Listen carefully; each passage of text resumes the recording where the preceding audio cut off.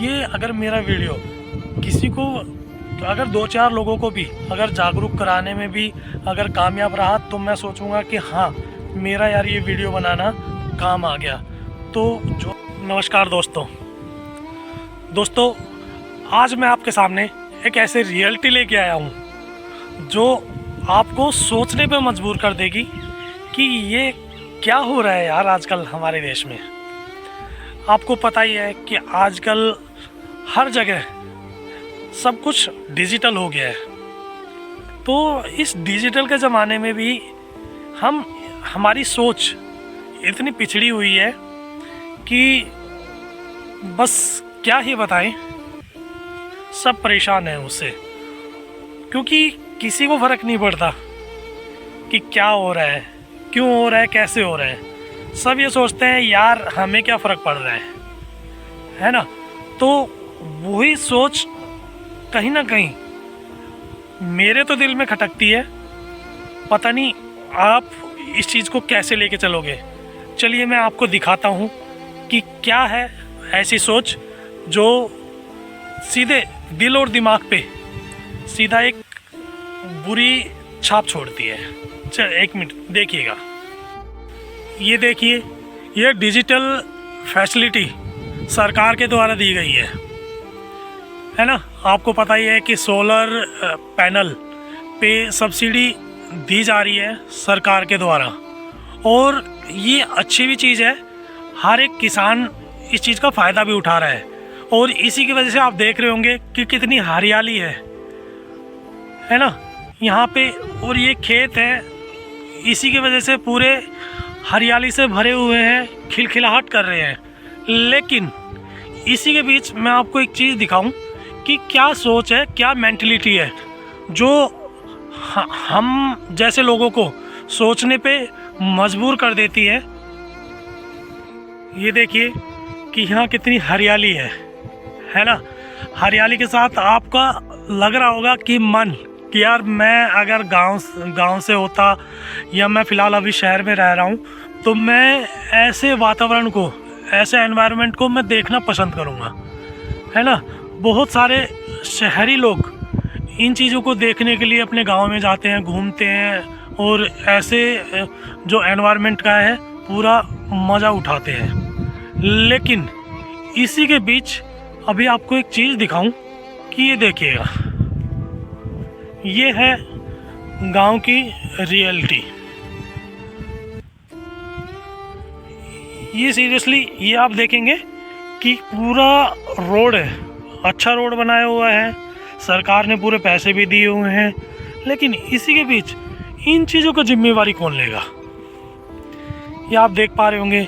इसका क्या होना चाहिए? अगर ये खेतों में जाएगा, ये पूरी पॉलीथीन वगैरह, तो ये तो पूरी जो उपजाऊ मिट्टी है इसको तो पूरा बंजर बना देगी भाई। तो इस चीज़ का जो है लेखा जोखा कौन रखेगा? और मैं मतलब पंचायत से यही पूछना चाहूँगा कि भाई एक चीज़ बताओ कि ये इसकी जिम्मेवारी कौन लेगा? अगर गांव वालों ने अगर आपको सरपंच बना के या पूरे गांव का मुखिया बना के ये आपको पूरी गांव की बागडोर सौंपी है, तो भाई ये चीज़ें देखने के लिए कौन आगे आएगा? मैं मानता हूँ कि एक गांव का जिम्मेवार व्यक्ति होने के हिसाब से मेरी भी रिस्पॉन्सिबिलिटी बनती है इन चीज़ों को साफ सफाई रखने के लिए। लेकिन अगर किसी का कोई दबाव ही नहीं होगा या कोई इन चीज़ों पे ध्यान ही नहीं देगा, तो मैं क्यों अपनी जिम्मेवारी उस चीज़ के लिए दिखाऊंगा, है ना। तो सरपंच और पंच महोदय, आपसे यही निवेदन है कि कृपया ऐसी स्थिति ना आए, या गांव वाले आपसे कोई शिकायत करें तो प्लीज़ आप थोड़ा सा उस पर रिस्पॉन्सिबिलिटी दिखाइए। प्लीज़ रिक्वेस्ट है मेरी प्रशासन से भी कि इस तरह की स्थिति गांव में साफ सफाई का थोड़ा ध्यान रखा जाए। इसके साथ ही मेरा एक प्रशासन से एक ये भी अनुरोध है कि क्या सरपंच, पंच या जो भी जिम्मेवार व्यक्ति हैं उनका आप किसी तरह से मानकीकरण करते हैं कि जिससे पता लगे कि वो उस पोस्ट के लिए कैपेबल है या नहीं है। मैं उन चीज़ों को मानता हूँ कि आपकी जो नीति है बहुत अच्छी है। चलिए माना कि हमने सरपंच बना दिया, हमने पंच बना दिए, हमने बहुत सारे जिम्मेवार व्यक्ति खड़े कर दिए एक गांव की रेपुटेशन को बढ़ाने के लिए। ठीक है, एक गांव की साफ सफाई, एक गांव का पूरा दायरा फिक्स कर दिया है। लेकिन एक बार प्रशासन और मोदी जी या जो भी हैं, आप उन चीज़ को एक बार देखोगे कि कितने ग्राउंड पर क्या रियलिटी है उसकी, कि आप जो जितने भी जो स्कीम है जो गांव के लिए हैं वो सब आप पैसे तो दे रहे हैं, ठीक है, लेकिन क्या उनका अच्छी तरह से उपयोग हो रहा है या नहीं हो रहा है। और कोई भी रोड है, कोई भी सड़कें हैं या कोई भी काम है जो एक बार हो गया है तो उसकी कितनी मियाद है, तो क्या उन चीज़ों पे ध्यान दिया जा रहा है। या फिर मैं ऐसा करूं कि मैं एक काम मैंने कर दिया, उसी काम को मैंने दोबारा कर दिया, उसी काम को मैंने तीसरी बार कर दिया, तो इससे क्या सरकार के पैसे का नुकसान नहीं हो रहा है? क्या ये पैसा कहीं और भी इस्तेमाल हो सकता था? तो इन चीज़ों पे क्या कोई कमेटी बैठी है जो इन चीज़ों का पूरी तरह से मानकीकरण करती है? तो प्लीज़ जो भी प्रशासन में है, जो भी इन चीज़ों पे रखते हैं, पूरा ध्यान रखते हैं, नज़र रखते हैं, वैलिडेशन करते हैं, तो प्लीज़ रिक्वेस्ट है आपसे, मेरी हाथ जोड़ के रिक्वेस्ट है, प्लीज़ उन चीज़ों को एक बार री-वेरीफाई करें कि क्या ये चीज़ें ग्राउंड पे हो रही हैं और क्या वो इंसान जिनको हमने बागडोर सौंपी है क्या उन चीज़ों के लिए वो कैपेबल है या नहीं है। आजकल अगर मैं देखूं तो हर प्राइवेट जॉब में भी इंटरव्यू वगैरह सब कुछ चीज़ें होती हैं, ठीक है, टेस्ट वगैरह होते हैं, रिटन टेस्ट होता है, उसकी नॉलेज टेस्ट होता है। तो क्या ये चीज़ें आप किसी को जिम्मेवार बनाने के लिए ये उन चीज़ों पे ध्यान दे रहे हैं या नहीं दे रहे हैं? तो मेरा किसी से कोई बैर नहीं है, किसी से कोई द्वेष नहीं है, ठीक है, मैं सिर्फ एक अपनी थिंकिंग रखना चाह रहा हूँ कि क्या उन चीज़ों का कोई test, knowledge test, capability test या किसी तरह का कोई टेस्ट हो रहा है कि वो ग्राउंड पे वो चीज़ें एग्जीक्यूट हो सके। तो प्लीज़ जो भी प्रशासन में जो भी इन चीज़ों पे ध्यान देता है, जो भी इन चीज़ों को मॉनिटर कर रहा है, प्लीज़ एक बार देखिएगा। मतलब मेरी हम्बल रिक्वेस्ट है उन चीज़ों को लेके, प्लीज़ थोड़ा सा सिंसियरिटी दिखाइए और उन चीज़ों पे थोड़ा सा फोकस कीजिए कि क्या जो गांव का विकास को दिखाने के लिए या बनाने के लिए गांव को एक शहरीकरण की तरह क्या उन पे पूरा रियलिटी से काम हो रहा है? किसी ने कभी उन चीज़ों पे ध्यान देने की कोशिश की? नहीं, किसी को कोई फ़र्क नहीं पड़ता। सभी वही है कि यार मेरा काम क्या है। इवन मैं भी यही सोचता हूँ कि यार मेरा नहीं है, ठीक है। उन चीज़ों को सरपंच है, पंच है, मेंबर है, ठीक है, प्रशासन है, वार्ड है, सीएम है, सब उनकी जिम्मेवारी है। मेरे को उन चीज़ों से कोई मतलब नहीं है। लेकिन मेरा जो फीलिंग थी, मैंने सोचा वो दिखाने के लिए, तो वो सिर्फ एक मेरा क्वेश्चन है।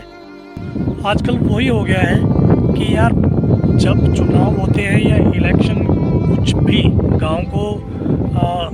गांव के लिए जब चुनाव होते हैं, तब हम देखते हैं कि यार पूरे घरों में है ना पूरा एक तरह से महकमा तोड़ पड़ता है। सभी यारे प्यारे सब है ना तोड़ पड़ते हैं कि भाई इनको जिताना, इनको जिताना, इनको जिताना। लेकिन क्या वो इंसान आपकी गली में, आपके घर पे दोबारा कभी देखने को मिलता है? मुझे नहीं लगता कि वो दिखता है। बाकी आप ही लोग हैं जो तोड़ पड़ते हैं सरपंचों की तरफ, पंचों की तरफ, भाई मेरी ये तस्दीक करनी है या मेरा इस तरह का लिखना है, तो सरपंचों के पास या पंचों के पास या जो भी इलेक्शन में जो भी चुने जाते हैं वो उस टाइम आपको देखने पे भी नहीं मिलते हैं। या फिर होता है यार मैं अभी बाहर हूँ, मैं फलाना है, मैं ढिमकाना है, बहुत सारी चीज़ें वो गायब भी रहते हैं। तो यार एक जो गांव के लोग हैं, ठीक है, जो भी सोचते हैं कि यार यहाँ काम नहीं हुआ, वो थोड़ा सा एक बार खुद से सोच के देखो कि जो नॉमिनेशन हमें मिला है तो क्या उन चीज़ों के लिए वो कैपेबल है? अगर नहीं है, सिर्फ उस समय के लिए मत सोचो, आप आगे आने वाले 5 साल के लिए सोच के चलो कि क्या हम इस इंसान से उम्मीद कर सकते हैं और ये हमारी उम्मीदों पे पूरा उतरेगा। तो भाई प्लीज़ ये सोच के ही अपना चुनाव जो वोट है अपना वो दें, और आपको जो अधिकार मिले हुए हैं उन अधिकार का सही से उपयोग करें। किसी में दबाव में आके या किसी के कहने पे जाके अपने प्लीज़ अपने वोट का गलत इस्तेमाल ना करें, ठीक है। ये सोचें कि यार ये बंदा है जो हमारे लिए कुछ कर सकता है, हमारे लिए खड़ा रहेगा, उसकी सोच क्या है, पहले उस चीज़ों को सोचें, परखें, उसी के बाद अपना कीमती वोट उस इंसान को दें। लेकिन ये ना हो कि यार मैंने वोट तो दे दिया, मैंने पंच बना दिया, मेरा जानकार निकल गया, मेरा टाइम आने पे वो मेरा काम आ जाएगा, ठीक है। ऐसा कुछ नहीं है यार, ठीक है। 5 साल में जब आप देखेंगे ना तो वो इंसान आपको ढूंढने के लिए भी नहीं मिलेगा, ठीक है। उसको वही होगा कि यार बाद में देखेंगे, यार मेरा मतलब नहीं है, अभी मेरे पास टाइम नहीं है, या फिर मैं क्या करूँ, ये सरपंच का काम है।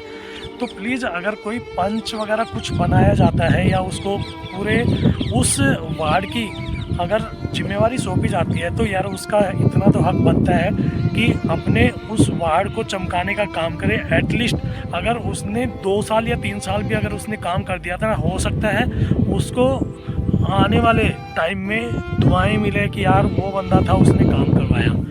तो ऐसा इंसान चुने जो आपको आने वाले टाइम में आपकी जो आने वाले टाइम में आपकी समस्याओं को सुने, उनका निवारण करे, आपके लिए लड़ने के काबिल हो, ठीक है। सामने वाले के जाके कहीं भी खड़ा हो जाए, आपके साथ खड़ा रहे आपकी समस्याओं को सुन के। तो एक पंच का यही काम होता है कि भैया सरपंच से जाके मैं इस तरह से अपना जो दुख दर्द है अपने वार्ड का है, मैं वो सारी चीज़ें रखूं। ये ना है कि यार मैं 5 साल तक मैं दिखूं ही ना, मेरा काम नहीं है, मैं बन गया, मेरा तमगा लग गया, नहीं, इस तरह की कोई सोच ना रखें, ऐसे इंसान को ना चुने। प्लीज़ मेरी रिक्वेस्ट है आप सभी से। और जाते जाते मैं सरकार से, मोदी जी से, मेरे को पता है कि मेरा ये वीडियो नहीं जाएगा किसी के पास भी, इतना लंबा नहीं जाएगा कि किसी एक आम इंसान का कोई दुख दर्द सुन पाए, लेकिन जो मेरी इस राय से जो सहमत है, प्लीज़ मैं उनसे यही निवेदन करूँगा कि ये अगर मेरा वीडियो किसी को, अगर 2-4 लोगों को भी अगर जागरूक कराने में भी अगर कामयाब रहा तो मैं सोचूंगा कि हाँ मेरा यार ये वीडियो बनाना काम आ गया। तो जो भी प्रशासन में है, मोदी जी हैं, योगी जी हैं, या फिर जो भी है, शाह साहब या जो भी हैं, ठीक है, इन चीज़ों से रिलेटेड, तो प्लीज़ थोड़ा सा फोकस कीजिएगा। तो फ्रेंड्स अभी हम एक प्रशासन के सताए हुए लोगों के पास आए हुए हैं, जिन्होंने प्रशासन के सामने अपनी दुख दर्द रखा हुआ है, लेकिन अभी तक उनकी कोई सुनवाई नहीं हुई है। मेरे को भी हो गए करीबन 2-3 साल देखते देखते हो गए हैं इन्हीं चीज़ों को कि इन भाई ने यहाँ से जो रिहायशी इलाकों से है वो पूरी बिजली ली हुई है, और ये करीबन 1 से 1.5 किलोमीटर अपनी खुद की तार बिछा के पूरा बिजली अपने घर तक ले गए हुए हैं। अभी होता क्या है कि यहाँ जो आंधी तूफान चलता है तो उसमें जो इन्होंने खुद की जो ये बल्ली वगैरह कुछ बांस वगैरह गाड़े हुए हैं तो ये यहाँ से गिर जाते हैं, खेतों में गिर जाते हैं। तो अभी नुकसान किसी तरह का ना हो, किसी को परेशानी ना हो, तो इसी वजह से ये दोनों भाई आए हुए हैं।